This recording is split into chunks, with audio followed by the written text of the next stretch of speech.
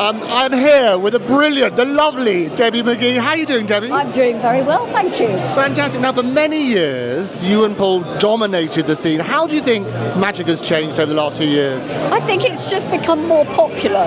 When Paul started off, if you were a magician, you couldn't get a job. He used to call himself an unusualist, so that because once they saw him, it was fine. But if he said he was a magician, no one would book you. So I think it's great that it's moved on, and now it's just so popular. And I'm loving watching all the different styles and the young magicians, coming up and growing up. Because some of them I've known for a long time. So yeah, it's fabulous. And a night like this, it's just amazing. It is amazing. And what I love about it, as you say, it's appealing to all ages again, even this day of AI and technology.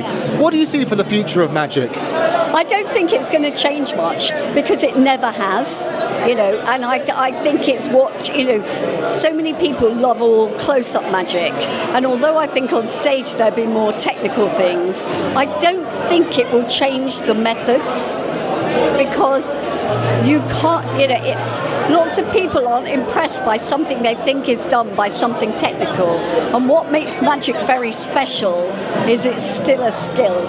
And I think that will always be the way. And it is interesting because there's so many distractions for people, but actually relating to audiences. And the Magic Circle, it's appealed to all sorts of people, from King Charles, who's a member, to Nigel Mansell and so on and so forth. What extra skills, you are as a dancer as well, what extra skills would surprise people about you? I think they'd be really surprised of my knowledge of stagecraft and television, which I had before I started becoming a magician's assistant.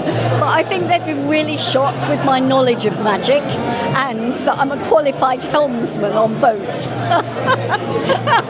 Really? Yeah. How did you do that? Well, I've always loved boats, so I've actually done 2 courses, so I'm one short of a captain now. Good heavens! So when you're a captain of a boat, what does that entitle you to do? It means that if you go and buy a boat tomorrow, like a motorboat, and you want to go across to Europe, you can't, but I could take it over for you. Oh, that's brilliant. So we've got offers from Debbie, you can start that sort of stuff. Famously, people always quote that Mrs. Merton interview. I said, what attracted you to the millionaire Paul Daniels? What was the true answer?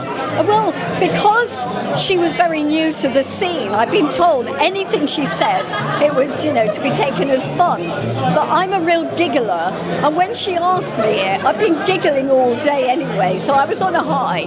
But she just married a millionaire, and when I married Paul, he wasn't. So that's why I just, I lost it.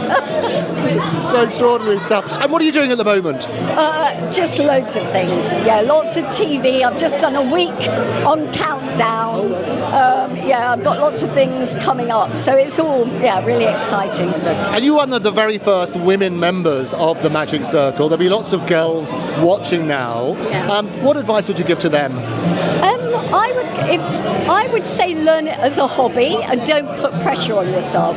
But if you want to do it as a career, you need to go to dancing classes, a drama school, because the difference between close-up and being on stage is with close-up, you can get away with bad body language, but you can't when you walk on a stage, and you have to know how to work on stage, but work an audience. And I think it's one area that lets magicians down because they don't realise it, and they can be a chemist and become a magician, and they don't realise actually if they just went to some stagecraft lessons, they would be much better than they are. No, it's got to be right, because now you can buy a trick off the internet and people assume you can perform it straight away. It's not about that, it's about performance. Yeah, well certainly stage magic is, yeah. Interesting stuff. Finally, you're a judge tonight, aren't you?